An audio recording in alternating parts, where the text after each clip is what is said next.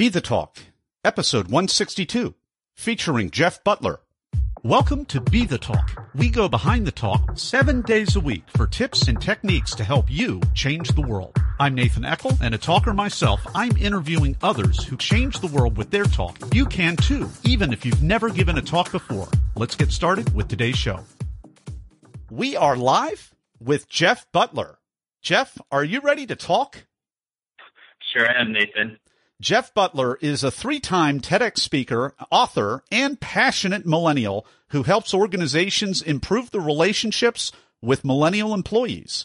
Running the consultancy, J. Butler International, Jeff has addressed companies like Amazon and Google, as well as thousands of professionals across North America. Jeff Butler, welcome to the talk. It's a pleasure to be here, Nathan. So your most recent talk is called How Smartphones Change the Way You Think. And you started out really dramatic talk about how these screens are basically literally killing us, and a very tragic talk about a mother in China got a little too wrapped up in her screen, and pretty soon there is an accident. I hope everything worked out, but go ahead, please take us behind the talk.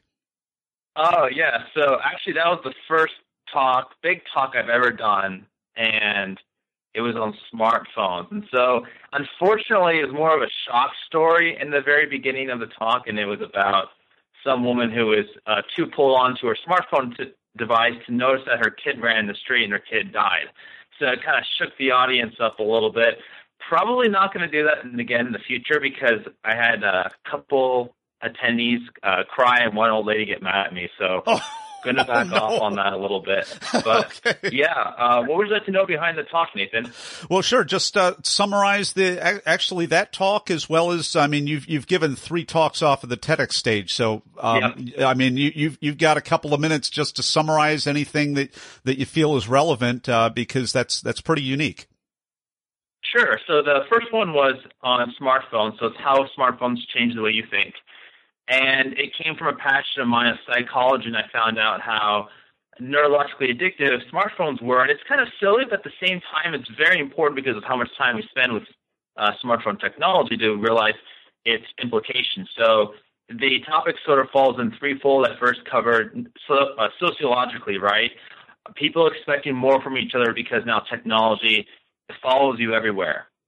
And then I crossed into the neurological aspect, so how smartphones can have an addictive process of dopamine, and how, thirdly, innovation pushes us forward and simply is trying to, your mind's like a puzzle, and then trying to figure out the puzzle and solve it. And if they solve it, then they work with you neurologically, and they can manipulate you to do what you want. That's essentially what marketers go into. So in my talk, I was sort of addressing my personal experience with this and the research I'd done in that field. So that was the first talk I did right off the bat. I didn't know what I was doing. I highly encourage you to take a look at the first talk for the listeners, and then look at my later talks, because you'll see there's a gradual evolution. So if you're ever looking to do a TED talk, just realize, like, hey, it's going to be kind of weird at first, but if you continue doing talks, you'll get better each time. So that's the first talk.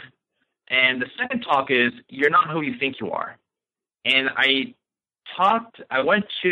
gave a TED talk at my past high school. They were hosting an event, and it was a pretty scary story about how there was a kid who was diagnosed with a unipolar disorder who nearly dies. And in the end of the talk, I revealed that it was me.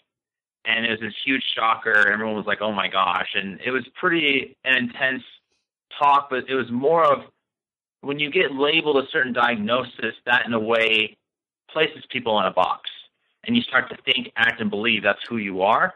But since I moved beyond, say, a permanent diagnosis and was able to live when the doctors thought I would not, it really showed me a different way of how to live. So those are the 2 first talks. And the third talk was more of what I do for corporations today, and that was just on millennials, so how to attract, manage, retain. And that was actually for a marketing TED talk called a Max Talk. And that was in Connecticut, where I flew out for that one. I live in California right now. And it was pretty much the same format, 15-minute talks. Each person goes on stage, shares a story or shares some knowledge to help out marketers with some area of the space. So those are the three major talks I've done at this point. So, Talk Universe, this is going to be a lot of fun because we've got, and Jeff, how far apart were they? I missed that if you mentioned that. From the first talk to the third talk, was it 3 years or was it shorter than that or longer?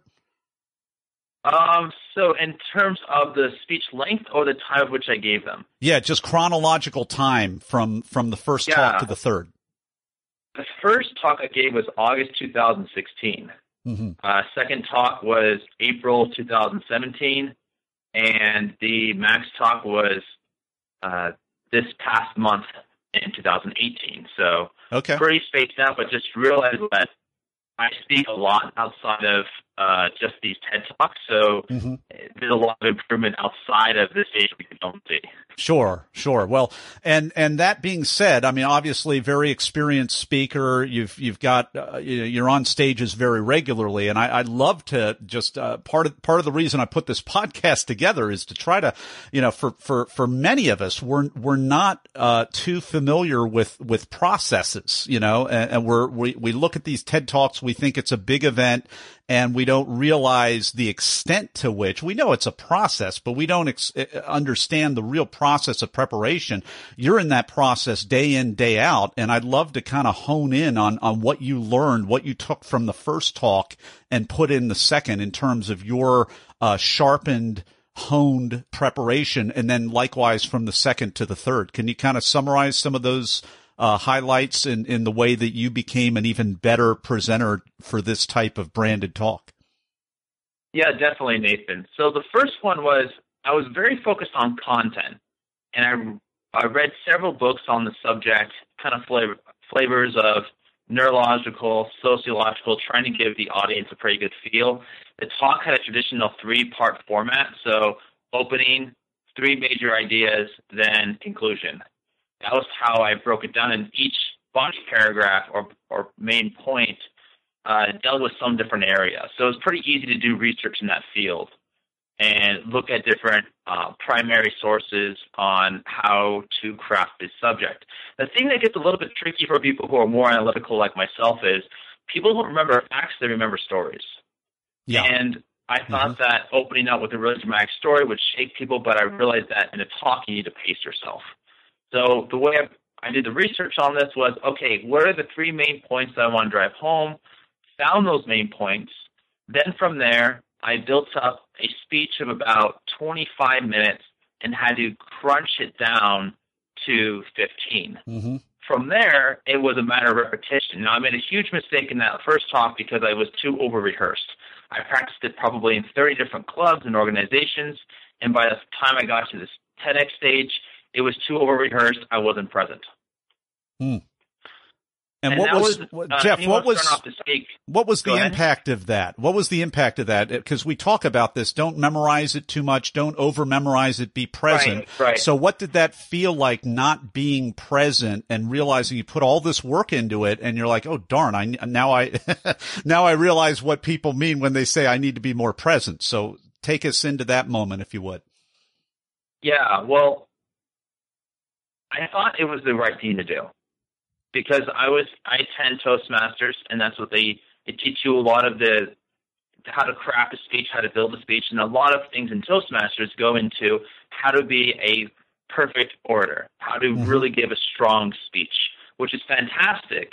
So I thought going on stage that was the right thing to do. But then looking at the film, I looked like the Tin Man from Wizard of Oz. I was very stiff. I was rigid. My jokes weren't as funny because I wasn't there. So it was a pretty... there's just a disconnect of rapport building. People just could not, it wasn't like this conversation. These answers are not rehearsed. It's very real time. And that makes me come off as more authentic and genuine because I'm being present with you right now, Nathan. Now, it was very hard to shift because the difference between the first speech and the second speech was that I learned to be who I am on stage. And I was a lot less prepared for it. But what happened, which was really weird, was people laughed at my jokes more. They got more in tune with my stories. And the points hit home more because instead of knowing every single line, I knew the main points. And so I did some ad-lib in some areas, but of course I rehearsed it quite a bit, but I didn't, if I was out of place, it was okay. It wasn't the end of the world because I knew where I was going. Sure. And I think you've put it really succinctly and very, very well. I mean, that's the reason when people say a speaker should be present, they're really also saying they should be authentic, they should be relatable, they shouldn't be talking down or talking sideways or talking up to people. We should all be on common ground. And I think you described that very, very well. Any final word on that, Jeff? Just the power of being present, the power of authenticity today. Definitely. It's a lot harder, yet easier than you think. Anyone can be authentic in themselves on stage. The way you find that is if you're in a conversation with a friend, turn on your smartphone and record yourself and listen to that afterwards and see what your pace of speech is, what you sound like when you get excited and what you don't. When you get on stage then, you can compare how you sound on stage compared to how you sounded like with your friend. And what you'll notice is there's a huge difference between the two. And that's what my speech coach initially helped me with. And it was really awesome that this past week I gave a 2-hour keynote in Michigan. And afterwards, a psychologist comes up to me and says, hey, I really appreciate your speech because you were very authentic. And I just was so shocked by that because that was something I was working towards for so long. But the thing is you can't memorize a 2-hour speech. You need to be present. And that's what I did. And people actually felt that I cared and it resonated with them. So it's a very awesome feeling. I encourage anyone to really think about or look at how they sound in a conversation with their friend and how they sound on stage and try and get those two to be much closer to each other. We've been enjoying some really amazing and valuable tips in our conversation today with Jeff Butler. His talk is called How Smartphones Change the Way You Think, as well as a couple other TEDx talks. In a moment, we're going to go even deeper into the details on the Blitz Round. People ask, how could I start a 7-day-a-week podcast? It's because of what I've learned from my mentors. Some of the best mentors in history aren't around anymore. They've left hours of one-on-one mentoring behind in their books. Each month at Classics on Tap, I record a new chapter from a classic business book to help you make a difference. Download your first chapter at classicsontap.com. And we're back with the Blitz Round and Jeff Butler. Now, this is the part where I talk to Jeff and ask him a series of either-or questions related to the preparation and the performance of really all three of his TEDx talks. Jeff, are you ready? I'm ready. All right. First off, and I guess you aggregate all three somehow, but for most of these, were you selected or did you apply to speak? Apply. Are you, and you've been talking about this, primarily as a speaker, are you a memorizer, improviser, or blender? And what are you now as a branded speaker? I started as a memorizer, and now I'm a blender. And can you describe, did you have generally nerves, or are you in the zone, or neither, or both?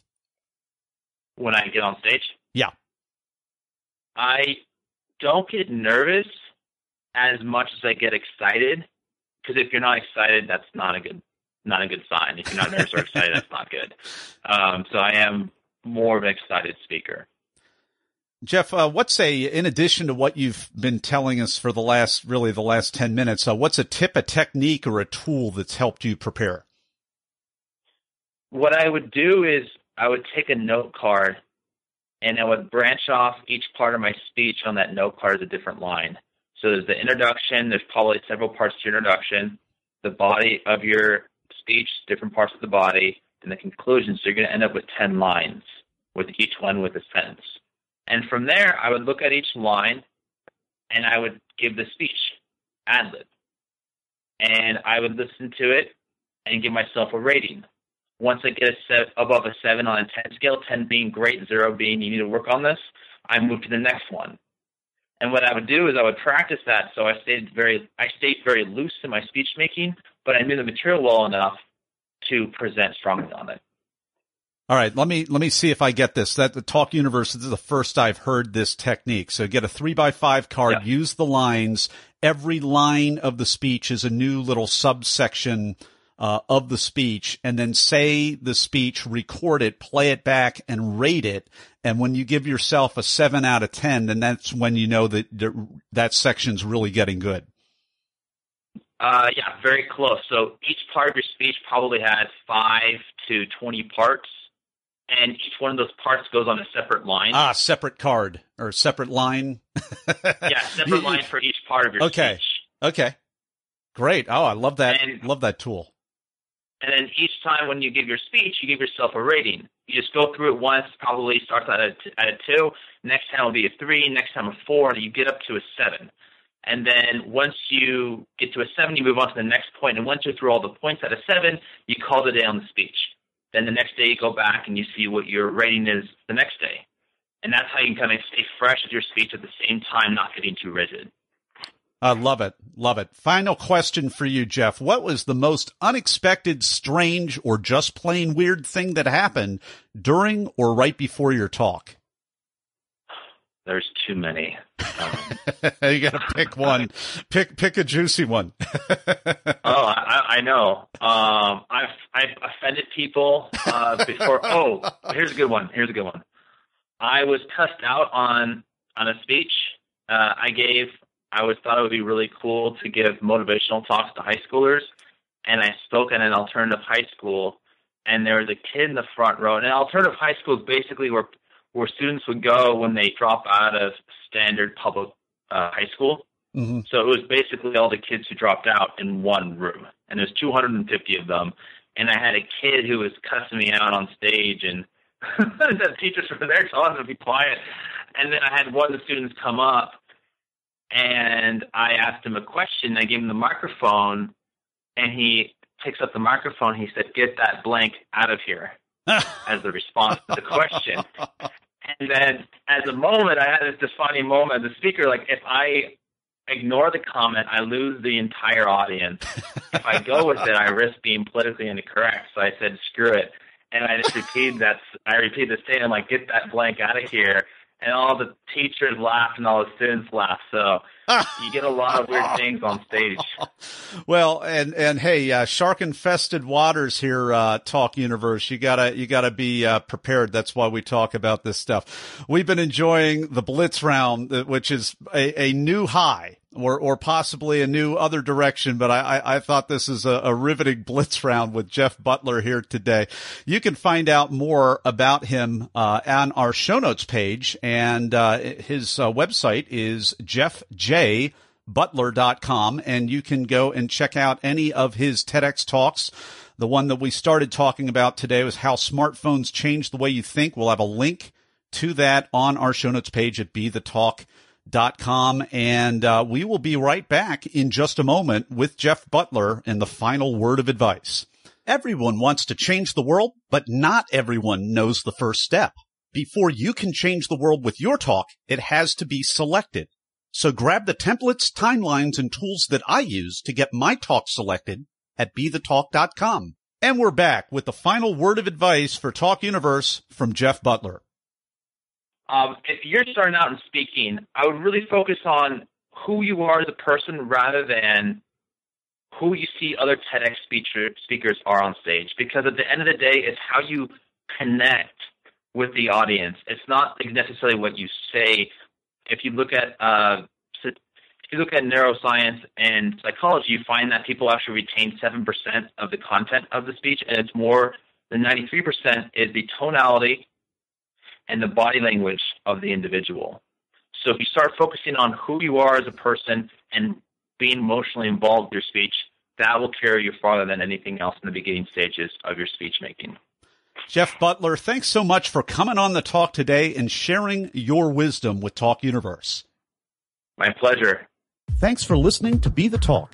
For tips and resources to help you change the world, go to BeTheTalk.com. See you tomorrow.